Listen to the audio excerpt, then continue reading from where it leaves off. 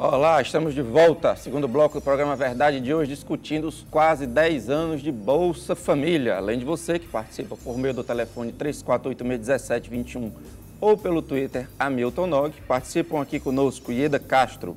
A Ieda é assessora técnica da Secretaria Municipal de Trabalho, Desenvolvimento Social, Combate à Fome.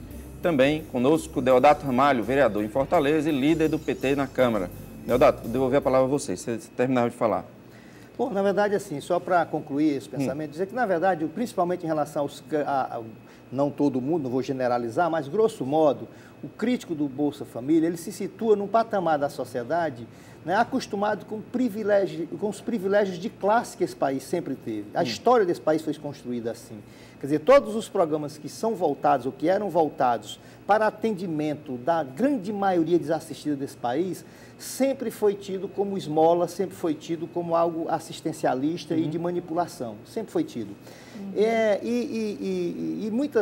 Esse discurso não resiste à menor análise, como, por exemplo, na hora que você teve, por exemplo, o PROEC, bilhões de reais que foram jogados nos bancos para socorrer os bancos que estavam quebrando. Ou então, vários setores da indústria automobilística, da indústria açucareira, mas né? Você não acha que a se houvesse... Sudene. Então, aí o senhor está achando natural, mas não é natural, né? Não é legítimo, não é até, né, digamos assim, humano, né? Uma sociedade, né? Porque quem investe é a sociedade através do governo, investir para dar o mínimo de dignidade às pessoas. Esses críticos não seriam mais, não estariam mais contentes no seu discurso se houvesse claramente a história da porta de saída, ou se houvesse disponibilização de programas de qualificação profissional. Mas aí é onde está mais visíveis. Mas porque aí é melhor para falar sobre isso. Na verdade, o benefício ele tem 3 dimensões. Né? Uma das dimensões é acesso à renda imediata, que é para ele poder consumir. O saco nós se põe em pé. estamos numa sociedade de consumo. O saco se põe em pé. Mas nós estamos numa sociedade de consumo. Você precisa consumir. Tudo que você vai comer, vestir, é consumido. Então, ele chega no imediato. Aí tem mais 2 âncoras, que uma é o acesso a direito pela educação, pela condicionalidade da educação e da saúde. A ideia é que você, adquirindo conhecimento e cuidando da sua saúde, você vai rompendo com o ciclo da pobreza. Quer dizer, eu posso ser pobre, mas meus filhos podem não ser a partir da oportunidade que ele está tendo de estudar, que eu não tive. E o terceiro são ações complementares. Então é um programa para mais de uma geração. É um programa para mais de uma geração. Não dá para você dizer que o Bolsa Família ele resolve os problemas dessa geração. Ele está criando oportunidade para que os filhos das pessoas mais pobres possam poder estudar, porque ele está saindo da escola muito cedo, pela necessidade da renda da família. Então, eu acho que tem um padrão... E aí você falou no componente importante, porque a escola é partícipe desse programa, embora o programa não possa atuar nela. Aí vem os municípios. Aumentou o desempenho escolar. Você sabe uma crítica que eu já ouvi, assim, bem absurda, né? Que é, na verdade, até um grupo que eu mantenho no Facebook, lá até do meu interior. Quer dizer, não é do meu interior, porque está no Facebook, está no mundo, né? Mas é um grupo que atua mais lá no meu interior, que é Debates da Liberdade, que é de uma rádio que tem lá, Rádio Liberdade e tal. E aí, uma das críticas que se faz em relação a essa questão do Bolsa Família é de mencionar, de fazer uma referência não apenas a essa questão da dependência, mas de dizer que, por exemplo, na questão da educação, você estava criticando um dia desse, batendo duramente, dizendo que, olha que absurdo, uma mãe está obrigando o filho a ir para a aula só para não perder o Bolsa Família. Pois é porque há uma inversão nos valores. Está no discurso, né? Agora, eu acredito assim, existe um patamar ético nisso. O que é um patamar ético? Nós vivemos numa sociedade muito desigual. Nós temos que criar condições para que essas oportunidades elas sejam mais equitativas. Elas não são iguais. As pessoas não têm oportunidades iguais. Muitas pessoas que são pobres, se não tiver o ProUni, que é o programa de incentivo que o governo federal dá para quem estudou na escola pública, ele nunca teria nem como sonhar em fazer uma universidade. ele não teria acesso. Então, o acesso é desigual. E o Bolsa Família, ele é uma pontinha. Hoje são quantos milhões atendidos brasileiros? Mais de 13 milhões de brasileiros. Agora, milhões de famílias. Dá 52 milhões de pessoas. Ainda em relação à porta de saída, você veja, eu dei o número até 2011, que foi o que eu peguei agora correndo ali na internet. De quase 6 milhões que saíram do programa. Aí já são 6 milhões de pessoas. Não, de famílias. De famílias? E aqui no Ceará, se não estou equivocado, eu não sei se foi no ano de 2012 ou 2011, saiu agora, recente, um dado aqui, a imprensa noticiou, 123 mil famílias aqui do Ceará. 23 mil, não. 123 mil. Então, pessoas. 123 mil pessoas saíram. Até porque aqui o diverso é em torno de 800 mil pessoas. 190 mil famílias 190 mil famílias, então 123 mil pessoas. Ok, bom, peço licença a vocês, temos uma primeira ligação. Alô, boa noite. Boa noite. Seu nome?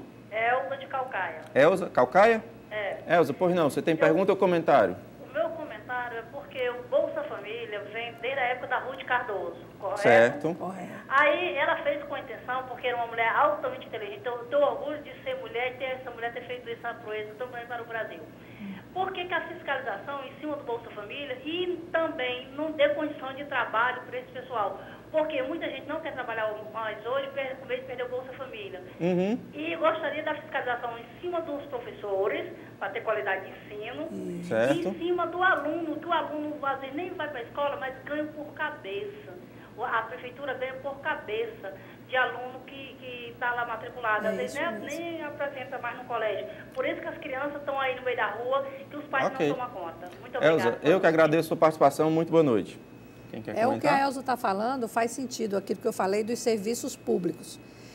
O benefício, ele está lá, mas ele, por si só, não vai resolver todos os problemas. Então, nós precisamos de uma escola de qualidade, uma escola que não expulse essas crianças, uma escola que atraia essas crianças. O que ela chama de fiscalização do Bolsa Família. A gestão municipal precisa criar mecanismo para acompanhar melhor, porque a renda é autodeclaratória. Então, existe ainda pessoas que não estão. Qual o nível de auditoria? Como é que vocês ficam sabendo quem tem o benefício, mas não merece, não deveria estar inscrito? Tem vários mecanismos. A gente cruza, o Ministério ele cruza a informação com a Receita Federal, ele pega o CPF da pessoa e cruza com todos os dados, com o Renavan, que é o documento do carro. Se a pessoa for proprietária de uma moto, ela já cai numa auditoria para ser investigado. Agora, nós estamos falando de um universo enorme que não tem acompanhamento familiar na mesma proporção. O que eu acho que seria muito importante, e precisamos ter, principalmente em Fortaleza, é ampliar o número de centros de referência de assistência social para poder acompanhar a trajetória dessas famílias. Você está dizendo, então, a contratação de assistentes sociais pelas prefeituras, é isso? Assistente social, psicólogo, pedagogo, que é a equipe que é aquela que tá chega prevista, na família e faz lá, o corpo a corpo. Vai lá, acompanha, vê e hoje você por tem que a família está faltando. Vários níveis de atuação do poder público municipal que tem a possibilidade de fazer esse acompanhamento. Você pega, por exemplo, o, que o trabalho que é corpo a corpo dos agentes de saúde. Dos agentes de saúde que contribui muito para isso. É claro que se alguém frauda, não é? Então não vamos tirar a importância, né? O caráter revolucionário de um programa porque um fraudador, né? Porque existem fraudadores do andar de cima e existem fraudadores do andar de baixo, no sentido aí de pessoas também humildes que acabam... Mas também tem belos exemplos, belíssimos exemplos de ética, de cuidado com o que é coletivo, como em várias partes do Brasil, vez por outra a gente tem essas notícias, onde uma pessoa humilde que conseguiu, né, um emprego, que melhorou de vida, vai lá e devolve o cartão e diz, olha, eu não estou mais precisando, aqui vai servir para outro. Então, peço licença, temos mais uma ligação. Alô, boa noite. Alô? Alô? Seu nome? Otacílio Farias. Patrício, é isso? Otacílio Farias. Otacílio Farias. Otacílio, você tem pergunta ou comentário para a gente? Eu tenho um breve comentário. Fique à vontade. Em primeiro lugar, nada contra o Bolsa Família. Nada contra. Certo. Inclusive, é uma forma de evangelização de São Vicente de Paulo, né?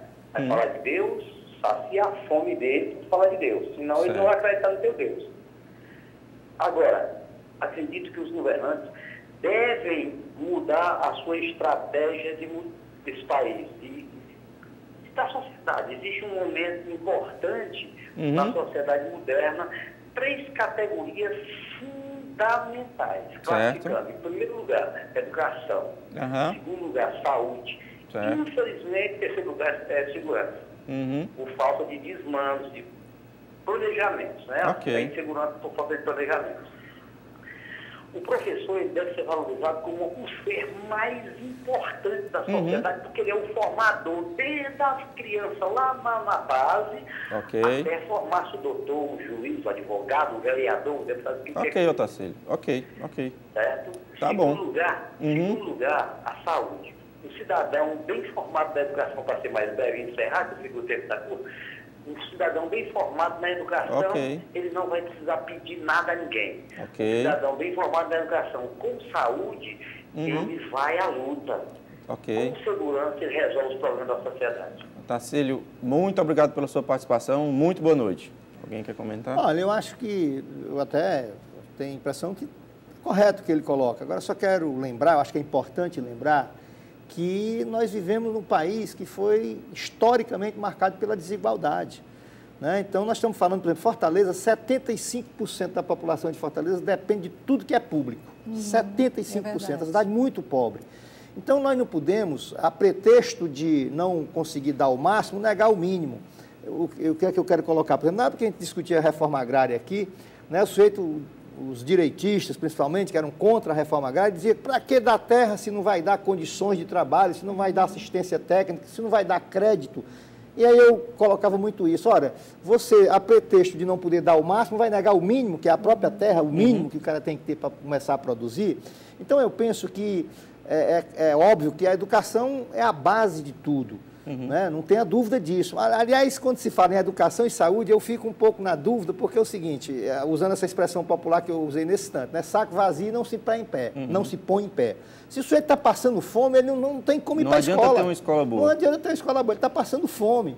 Então, na verdade, as pessoas também têm que entender que o programa de transferência de renda, um dos programas de transferência de renda que nós temos, que, aliás, consagrado, tido como uma das melhores experiências do mundo.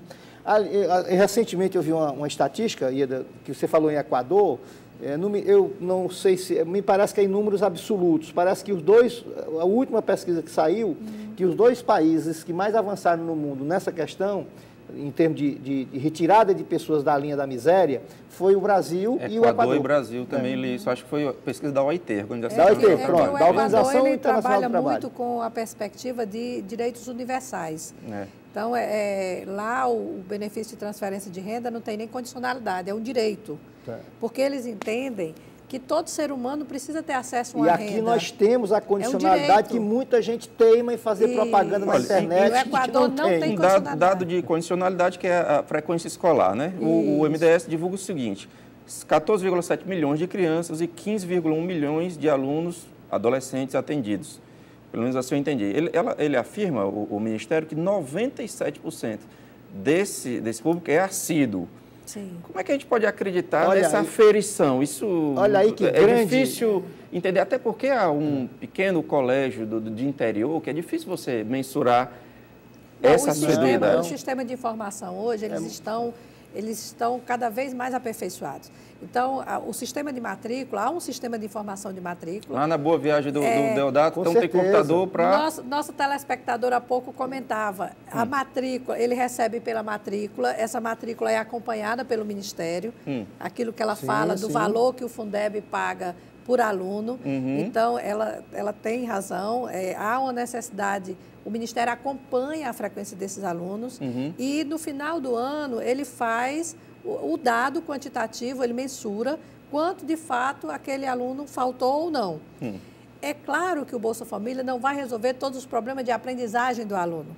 Há uma discussão sobre tecnologias, metodologias de ensino. Agora, que o Bolsa Família tem contribuído para segurar mais tempo esse aluno na escola, tem. Não é isso, comparando... Aliado, por exemplo, com a merenda escolar, tudo isso... É uma geração. O ensino, o Bolsa Família, ele começou como Bolsa Escola. Então, na verdade, o Bolsa Família juntou vários benefícios que tinham regras diferenciadas. Então, quando ele juntou, o Bolsa Escola, ele já tem uma geração que terminou o ensino fundamental. que a família recebia porque o filho estava no ensino fundamental. Então já há um público para se fazer um estudo mais aprofundado. Já existe a necessidade de estudar hoje. O Ministério já está sinalizando, após 10 anos, fazer uma pesquisa para a gente localizar. Eu vou trazer um dado. Aproveitar aí, voltando aqui o que o Otacílio disse, só lembrar aqui o nosso telespectador Otacílio, para ver, olha aí que caminho de pavimentação para, aliás, programa de pavimentação aí do caminho de saída do Bolsa Família, pela educação que ele acaba de falar, que é exatamente o controle da frequência na aula e, obviamente, que se essas crianças estão ficando mais tempo na escola, elas vão ter no futuro melhores oportunidades. Mas não depende do Ministério, depende das prefeituras. O que me preocupa é isso, é a pulverização e a falta da pressão. Porque as prefeituras elas são responsáveis por fazer o cadastramento, né? A gestão do Bolsa Família. E a gestão e o cadastramento. Tanto é que aqui em Fortaleza, eu acho que a Ieda deve poder até, acho que ela deve ter se dado, que foi importantíssimo, que é em todas as prefeituras, o trabalho de busca ativa. Porque nós tivemos um aumento muito grande aqui, em Fortaleza, nos últimos anos, no cadastramento de pessoas credenciadas ao Bolsa Família. Foi a cidade que mais cadastrou. Isso significa, é ruim porque significa que é um dado público, que a cidade é muito pobre, mas ela é importante porque você foi exatamente verificar qual é essa realidade, qual o número de famílias que estão com essa necessidade e que acabaram por desinformação, por falta de oportunidade. Sabe-se qual é o limite de pobres e extremamente pobres, que é o público do Bolsa Família? Não, se faz o censo do IBGE, no caso de Fortaleza, a gente está acima do número previsto, né? A gente está 10% acima do número previsto no IBGE. E ainda não atingiu a totalidade? Não, porque você vai ter que ter rotatividade. Para que outras famílias entrem, é necessário que se corrija as inconsistências que tem no cadastro. O que é isso? Uma família, por exemplo, que declarou que tem uma renda, mas, na verdade, a renda dela não é perfil de bolsa. Então, algumas estão com a renda baixa, precisando entrar e não estão entrando, porque tem outras pessoas que estão indevidamente. Agora, tem uma questão que eu queria só falar da municipalização. O Brasil só conseguiu chegar nos 13 milhões de famílias porque municipalizou. O Equador é um governo centralizado. Então, imagine como é um governo federal, como no Brasil, se espraiar por este país todo com servidores públicos. A capilaridade é bem mais complicada. Então, a capilaridade com 5 mil municípios aderindo ao pacto foi fundamental. Bom, vou ter que fazer agora mais um breve intervalo. Você ainda pode participar por meio do telefone 3486-1721 ou pelo Twitter, Hamilton Nog. A gente volta já.